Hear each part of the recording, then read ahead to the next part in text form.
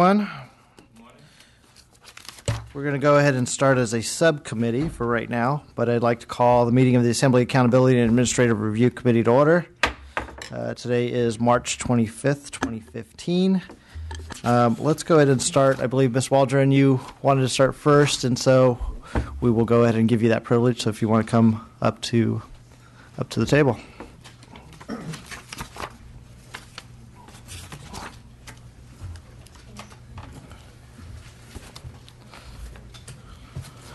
All right. Thank you, Ms. Waldron. If you'd like to start with your opening statement, please. Okay. Thank you, Mr. Chair and committee members.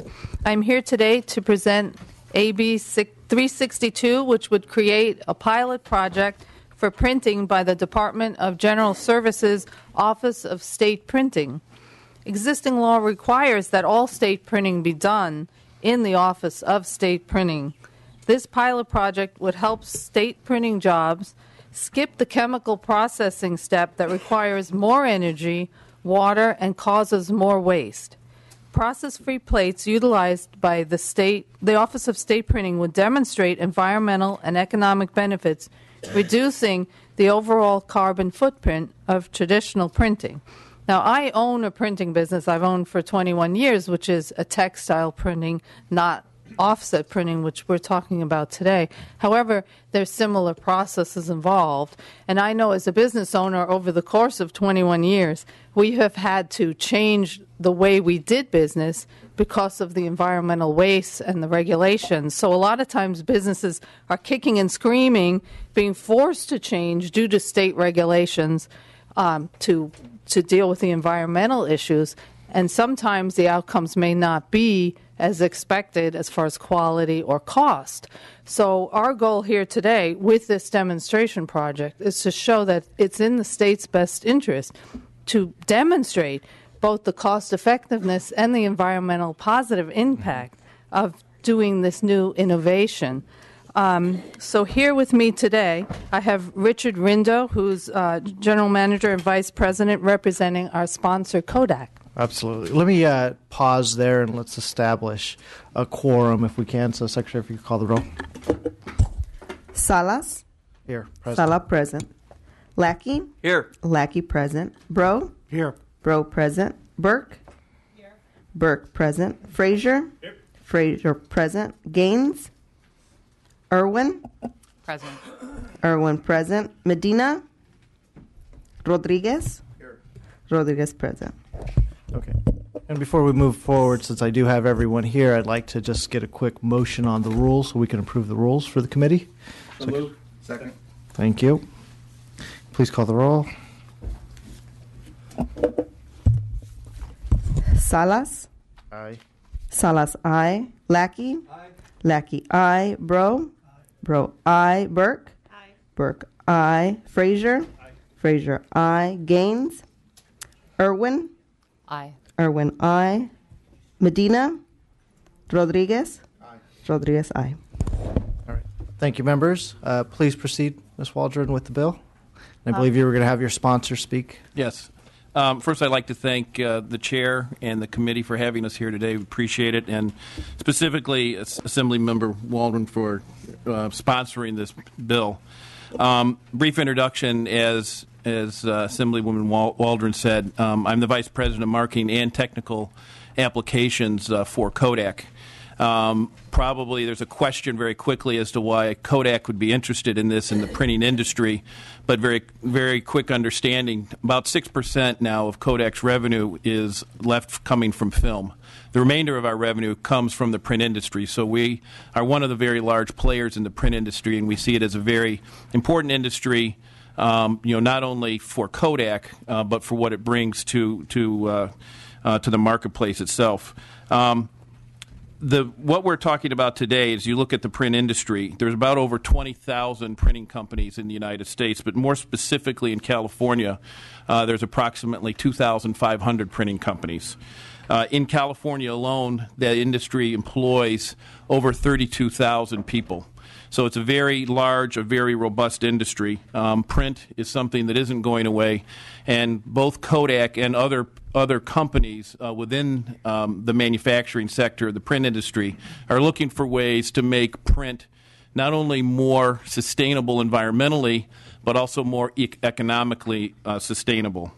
The technology that we're talking about here today is what we call process-free technology, and very quickly, it's a technology that not only Kodak has, but several of our competitors do also. So there still would remain choice, for the printing office and for other printers in California if they use this technology. In real short terms, print works by, in this case, an offset plate, which is aluminum that has a coating on it. That plate is exposed by a laser, and the image area that is hit with a laser becomes hard, and that's where the actual image stays. In the typical process, or where there is a processor involved, that then goes through a chemical process to take off that unexposed coating. The chemical process uses a developer and a finisher, which is chemicals. It also uses a large amount of water and electricity. The technology that we're talking about, process-free, very simply removes that processing step. So the processor that uses electricity, that uses water, that uses chemistry, is no longer required in the process of getting the offset plate prepared to print on an offset press. When you look from a state of California standpoint, if you look at the print industry today... Move, Bill.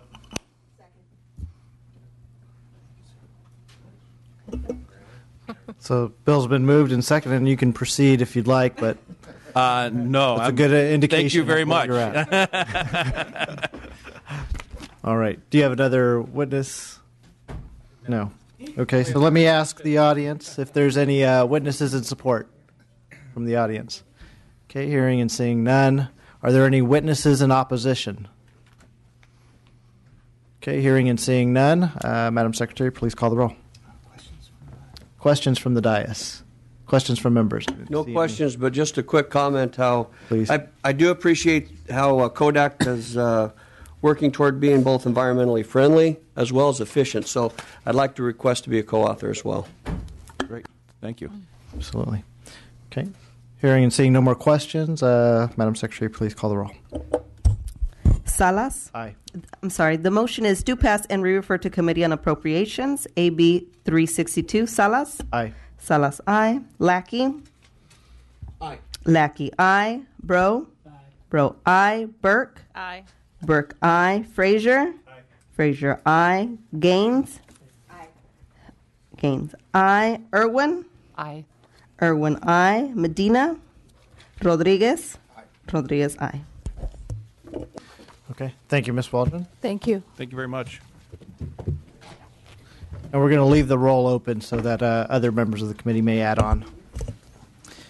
Okay, we're going to proceed and sign in order. I believe, Ms. Chang, you are next. Now, members, this is file item number 5.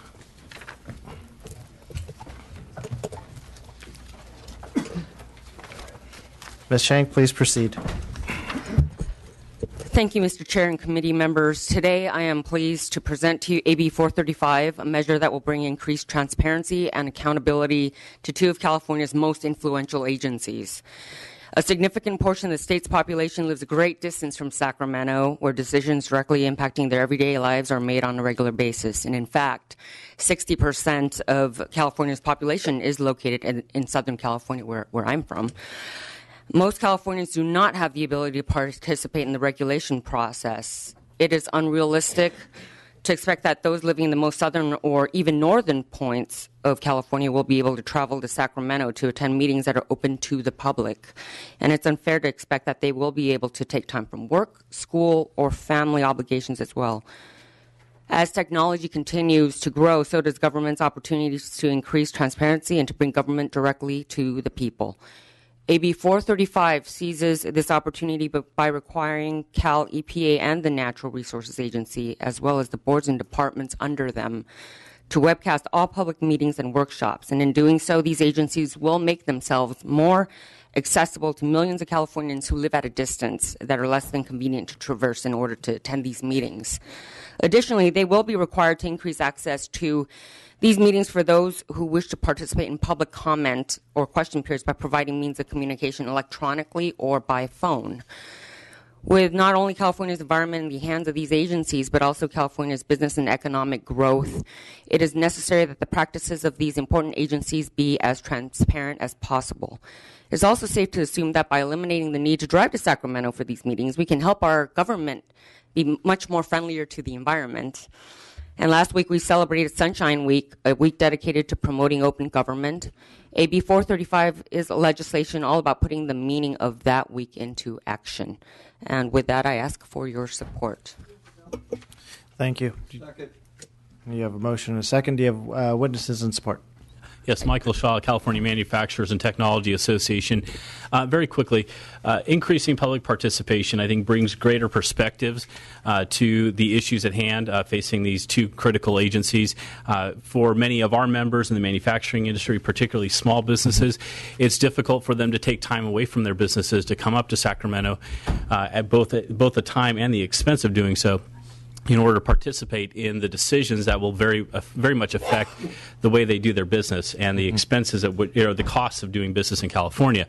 So it's our hope that through this bill, through increasing participation electronically, taking advantage of the technologies of the 21st century, that we would have greater opportunity to incorporate those viewpoints. And it's not just business; it's the general public at large as well. So this will be, I think, bring a much more broad and rounded perspective to the issue, and we support. Thank you for your testimony. Additional witnesses in support. Cindy Hillary on behalf of the 34 rural counties in California. This is coming to Sacramento to testify is a challenging thing for someone in a rural county. There are geographic challenges, transportation challenges, and so being able to access these hearings in a new way is an excellent opportunity for our rural residents to become more involved in these opportunities. Thank you. Thank you. Thank you for your testimony. Additional witnesses in support? Hearing and seeing none. Witnesses in opposition? Hearing and seeing none. Questions from members? Ms. Irwin, please. Thank you. I am in support of the bill, and certainly I think we should all be supporting increased transparency. But I'm trying to get an understanding. You're talking about meetings and workshops. So do you have any idea how many workshops there are? Is it in the hundreds? Is it in the tens? Is it? It will be at the discretion of the agencies, and it's just that we're requiring that you webcast these meetings. Oh, the number of workshops at the discretion of the agency. Right, they would all have to be what they would like to webcast. But I am willing to work with or to modify this if it becomes burdensome. It should not be a burden to the agency. Okay, that's just. I was just curious if the agency had any issue because they have so many workshops. I'm. That's really what my concern is. So perhaps, Ms. Chang, if I may, as we move forward, because right now your legislation says it shall do this for all meetings and all workshops, but as you move on to the fiscal committees in this House, right. Maybe make that permissive to address some of the concerns and maybe some of the fiscal outlines, which will probably help you in the next committee. And I think that's kind of the root of what Ms. Irwin's getting at is, are we talking about every single workshop? So if an agency decides to have a workshop out in a community, for instance, how is that going to be webcast? What's the cost for that as we continue to move forward? Right. For that. Oh, sorry. There was a similar bill, SB 312 by Romero, that was requiring the State Board of Education, State Allocation Board, to also provide live video, and the costs are minor and absorbable, minimal, and that's key. All right, absolutely. Additional questions from members on the dais? Okay, hearing and seeing none, do I have a motion? Yes, we have a motion and a second. And a second, we did. All right, Madam Secretary, please call the roll. The motion is due pass and refer to Committee on Appropriations for AB 435. Salas. Aye. Salas, aye. Lackey. Aye. Lackey, aye. Bro. Aye. Bro, aye. Burke. Aye. Burke, aye. Frazier. Aye. Frazier, aye. Gaines. Aye. Gaines, aye. Irwin. Aye. Irwin, aye. Medina. Aye. Medina, aye. Rodriguez. Aye. Rodriguez, aye. Okay, a measure passes 9-0. Congratulations. Thank you. Members are here, so you can announce bill if you want. Okay. Now, if I can get a motion on the consent item. So moved. Second. Thank you. And let's call the roll on the consent item, which is AB 354. The AB 354 do pass and re-refer to Committee on Appropriations. Salas? Aye. Salas, aye. Lackey? Aye. Lackey, aye. Bro? Aye. Bro, aye. Burke? Aye. Burke, aye. Frazier? Aye. Frazier, aye. Gaines? Aye. Gaines, aye. Irwin? Aye. Irwin, aye. Medina? Aye. Medina, aye. Rodriguez? Aye. Rodriguez, aye. Okay, thank you. 9-0. Let's go ahead and proceed with file item number 1, AB 80 by Assemblymember Campos. Ms. Campos, thank you for joining us this morning. Please proceed. Good morning, Mr. Chair and members of the committee. I present to you AB 80, a bill that seeks to address the racial disparities that limit the success of California's young men of color. By 2050, California's male population will be nearly 80% boys and men of color. A disproportionate number of Latino, African American, Native American, and Southeast Asian males are trapped in a cycle of poverty, prison, and disadvantage. AB 80 would establish a 19-member interagency task force to align state agencies to take a coordinated response in meeting the challenges that face our diverse male population. The bill would assess existing agencies' programs that align with the priorities outlined in the My Brother's Keeper Task Force report that went to the President of the United States. Identify state opportunities to partner and coordinate with the work, again, on the federal level with My Brother's Keepers Task Force. Assess the governor's budget in identifying the areas in which the budget priorities are in alignment with the objective of the task force. I have witnesses. I believe this bill is timely. If we are going to change the dynamics of what is happening to our boys and men of color, and also what is happening to our women and girls of color, we need to make sure that we have all the important agencies here at the state having a conversation and prioritizing what is important to change the dynamics of the future, and we break the cycles of what is happening to our boys and men of color. I have witnesses with me. We're going to start with Kimberly Chin because she has to leave. So, and then we'll go down the line. Thank you. I'll move the bill. Second. Thank you.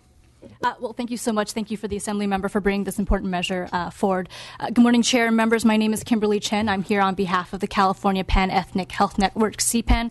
We're a multicultural health advocacy organization dedicated to improving the health of communities of color in California. We're here in strong support of this measure, which is important because communities of color are now the majority of the state, representing close to 60% of all Californians.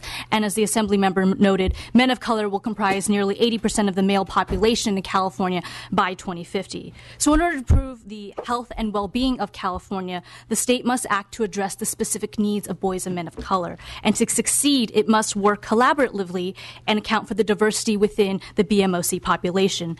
This matters because the disparities faced by boys and men of color are connected to systemic inequities in health, education, employment, and incarceration, which ultimately lead to shorter life expectancy. These challenges can be cross-cutting across ethnic populations. We know that African American, Native American, and Pacific Islanders have the highest high school dropout rates, and diabetes is highly prevalent among Latino, Native American, African American men. They can also manifest in specific ways. For instance, African American men still face the highest rate of incarceration compared to their Latino and non-white and Asian counterparts. We also know that API boys and men face cultural stigma in seeking mental health services. And according to the Sikh Coalition in the Bay Area, 65% of Sikh middle school boys have experienced some form of religious bullying. So in short, the barriers facing boys and men of color span across issue areas and manifest in different ways, even within the population and subpopulation. All boys and men of color in California deserve to lead healthy lives and have what they need to contribute economically, socially, to their families and their communities. AB 80 makes sure that the state agencies and departments are working together and collaboratively to make that happen and account for the diversity within our communities. And for these reasons, CPEN is in strong support and urges your aye vote. Thank you. Thank you. Additional citizen support? Good morning, Chair and members. My name is Sandra Poole. I am the Deputy Director and Policy Director at California Black Health Network. California Black Health Network is an organization that has been in existence since 1978, advocating for reducing disparities in the African American community. And we work to build healthy communities and healthy families throughout California. Our organization has been collaborating with the Alliance for Boys and Men of Color. It's a broad coalition of youth, community leaders, public system leaders, policy researchers, and advocates to ensure that our most vulnerable youth get the tools they need to develop into healthy, successful adults. A priority focus for our organization is pursuing reforms that will increase access to health services for boys and men of color. We have all read the bleak headlines, and we've heard some of the statistics this morning concerning the plight of boys and men of color. African American, Latino, Asian Pacific Islander, and Native American Californians suffer disproportionately from diseases and unhealthy conditions in their communities. African American and Latino children and youth experience rates of poverty at about 27%, and these conditions lead to higher rates of obesity and child-onset diabetes, asthma, and all forms of infectious diseases. Among males 15 through 19, the chlamydia rate among African Americans was 13.1 times the rate among whites, and gonorrhea 37.4 times that of young white men. The challenges are further complicated by the fact that 1 in 5 young men of color between ages 15 and 19 do not have a usual source of health care. In California, boys and men of color experience physical and psychological trauma at rates much higher than whites, and the disproportionate exposure to violence and trauma for boys and men of color can lead to disparities in health outcomes. So for communities of color, traditional and well-intentioned approaches to addressing disparities in health care, jobs, and education have unfortunately done little to improve the health and well-being of these young men. It is time that we band together to write a different narrative. And as the title of the Assembly Select Committee on the Status of Boys and Men of Color states, we need to claim the promise of health and success for boys and men of color in California. One hallmark of President Obama's My Brother Keeper initiative is the recognition that a silo approach to addressing these complicated issues faced by these young men will not work. It is critical that we take a holistic look at the problems faced by this population and develop systematic strategies to address the disproportionate challenges that negatively impact the chance of a promising future for these young men. Our organization believes that AB 80 sets us on the right path to a collaborative approach to structuring a coordinated response to the challenges faced by boys and men of color in California. And we stand ready to eliminate the systematic barriers to health and success for these young men who not only represent our future, but may even be our next generation of leaders. Thank you, and I ask for your aye vote. Thank you for your testimony, and thank you for what you do. Additional testimony and support. Yes, my name is Reverend Reginald Swillians from San Jose, California. These statistics, and I'm very appreciative of Assemblywoman for bringing forth this bill. These statistics have been a burden to us and our community. In Santa Clara County, our churches and our community have been trying to affect these problems over many years. And we think that one of the problems has been a lack of a coordination of efforts between the government and the community. We have experts in our community working on these problems. From the churches, we have educational experts like Deborah Watkins. We have Carol Bean working on a program that my business, the Minority Business Consortium, is working to go into these high schools to bring out young people to change their lives. but the coordinated effort, having all the stakeholders at the table, is an insight that we think whose time is due. We think that if we are asking your support for this bill, because the thing that's going to change is when we as California put our brains together, and that 10, 15, 20 years from now, these dismal statistics, we won't hear them anymore. So we encourage your support of it. Thank you. Thank you. Additional testimony and support? Good morning, Chair, members. My name is Walter Wilson, and I represent several organizations today. I'm on the board of directors of Roots Community Health Clinic in East Oakland, and many of the statistics that the young lady talked about, we see on a daily basis, even more so. Also, I'm representing the African American Community Service Agency, on whose board I am in San Jose. One of the things I want to tell you about is piggybacking on what Reverend Swilly said is this. Years ago, even though in Santa Clara County there's 3.4% African Americans, I'm also with an organization called the Black Leadership Kitchen Cabinet. That was formed 5 years ago for the purpose of coordinating our efforts. There's some 39 different organizations that serve youth and women and people of color in San Jose in terms of the black community specifically. And we decided we needed to meet at least once a month to talk about all the things that were happening in our community so we can coordinate our resources and efforts and get more bang for our buck and make sure we aren't duplicating efforts, which was happening at the time. It had been going on for 20 years. You had some people working in the same schools towards the same ends, but they weren't working together. Since that time, and we began to coordinating ourselves, we've been making headway in our communities because now we're working as one, as opposed to many different agencies working towards the same end and not having any real positive results as a result of that. So with regard to this bill, AB 80, it does exactly the same thing we're doing in our local community on a state level. Because what's happening statewide, and I don't think there's enough agencies on here, quite frankly, but we'll deal with that later, truly. Because all of these agencies are spending millions and millions of dollars to address all the problems we're talking about here, but they're not working together in doing so. If they coordinate their efforts and work together in doing so, what'll wind up happening, it'll be more effective, it'll save the taxpayers and state a lot of money, and it'll have a more greater and positive impact on the people of color in this community, particularly the young men who we're talking about. So I really want to urge you to support this Assembly bill. I thank Assemblyperson Campos for bringing this forward, and we would like an A vote on this. Thank you very much. Thank you. Thank you for your testimony. Additional testimony and support. Hi, my name is Carol Kosovar, and I'm with the California State PTA.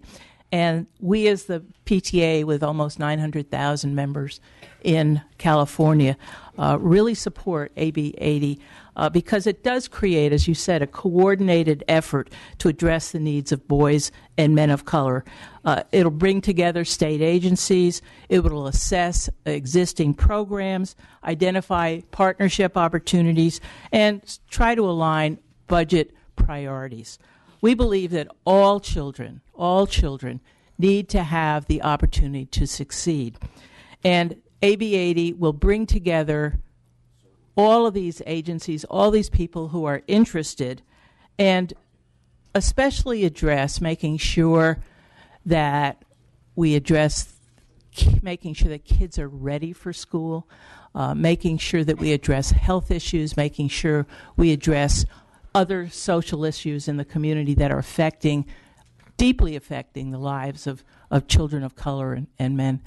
And so really working together, we are stronger. And that's why the California State PTA strongly supports this effort. Thank you. Thank you. Thank you for your testimony. Additional witnesses and support from the audience. Okay, hearing and seeing none. Witnesses in opposition. Hearing and seeing none, let me turn it to my members on the committee. Any questions from committee members? I would just like to comment and thank the author for bringing the bill and the witnesses for explaining very well what we see locally and how we need that on a state level. As a continuation high school teacher in my community of Riverside, on the east side of Riverside, where there is an extreme need in my district for resources to address the issues that youth of color face. Having had and seen my students being shot, and the unfortunate number of cases that we have in Riverside, we see the need. So I applaud the author for bringing it forward, and I especially like where I'm reading in the bill that it will bring together resources, because I think that besides study, resources are needed in the communities. Resources for summer employment, resources for educational enrichment, for educational support. So I am looking forward to seeing the resources that can be brought forward or gathered together from this commission. So I applaud it, and you have my strong support. Thank you. Thank you, Mr. Medina. Additional questions from members? Nope. Ms. Campos, thank you for bringing this measure. Obviously, it's something that affects communities throughout the entire state of California. Mr. Medina articulated it very well. He was also the motion, and I believe the second was from Mr. Rodriguez. So, do you wish to close?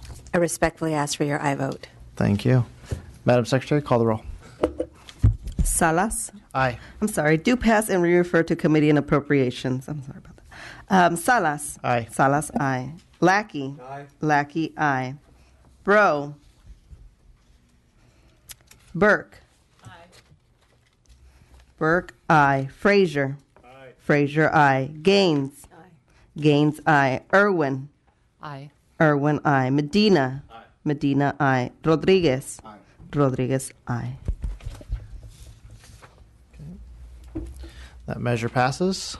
Thank you. Congratulations. Thank you. All right, before we proceed on to the next item, Madam Secretary, if we could go back to the adoption of the rules, since we have all members of the committee, if you could call the absent committee members. Gaines? Aye. Gaines, aye for adoption of committee rules. Medina? Aye. Medina, aye for adoption of committee rules. Now, members, let's proceed to our... Which one's this one? That's me. Yeah, that's you. So as Ms. Gaines makes her way to the table, perhaps we can call on AB 362 Waldron. Call the absent members, Madam Secretary. Medina? Aye. Medina, aye. All right, members, we're hearing item number 2, AB 166 by Assembly Member Beth Gaines. Ms. Gaines, if you'd like to open, please. Thank you, Mr. Chair. Good morning, members. AB 166 would allow the Department of General Services, with the consent of the California Department of Corrections and Rehabilitation, to enter into a long-term lease with a nonprofit for a proposed museum site that is currently vacant land at Folsom State Prison.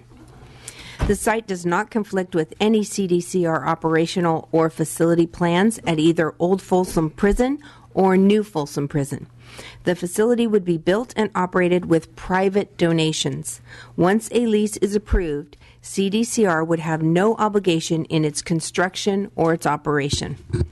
The 30,000 square foot site would be used to replace the aging existing museum with a contemporary facility designed specifically for historic displays and archival storage in a structure that meets all building and safety codes and can serve as a broader community asset than the current one-story house. The museum would be principally operated by volunteers, many of which would be former CDCR correctional officers. I do want to point out that this bill addresses the veto of my AB 1503 from last year by removing the name of the Old Guard Foundation from the bill. This bill also allows DGS to enter into a lease, as opposed to last year where my bill required DGS to enter into the lease. I also want to point out that my bill passed the legislature unanimously. Thank you. I respectfully request your aye vote on this bill. With me here today to testify are Joel Valencia, the president, Jim Brown, the vice president, and Bob Sleppy, all who represent the Old Guard Foundation. They're here to answer any technical questions about the museum and the foundation. Thank you. Does anybody like to provide testimony and support? Just here for technical questions. All right, that's completely fine. Let me ask the audience, is there any witnesses in support? All right. Witnesses in opposition? Questions from committee members? I believe it's pretty straightforward. Thank you, Ms. Gaines, and thank you for addressing the veto message from last year's legislation as well. Appreciate that. Do I have a motion? So moved. Motion. Do I have a second? And a second. Madam Secretary, please call, unless Ms. Gaines, you would like to close. I respectfully ask for an aye vote. All right. Madam Secretary, please call the roll. The motion is do pass and refer to Committee on Arts. Salas? Aye. Salas, aye. Lackey? Aye. Lackey, aye. Bro? Bro, aye. Burke? Burke, aye. Frazier? Aye. Frazier, aye. Gaines? Aye. Gaines, aye. Irwin? Aye. Irwin, aye. Medina? Aye. Medina, aye. Rodriguez? Aye. Rodriguez, aye. All right. Thank you. That measure is out, 9-0.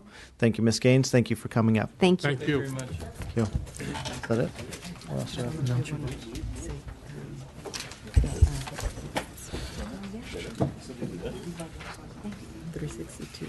All right, so let me announce for purposes of this committee and others, AB 362 is out, 9-0. And I believe all the others have been announced. Okay. Anything else? All right, thank you guys. Thank you for your testimony, and we will adjourn this committee hearing. It is 10:36. Thank you.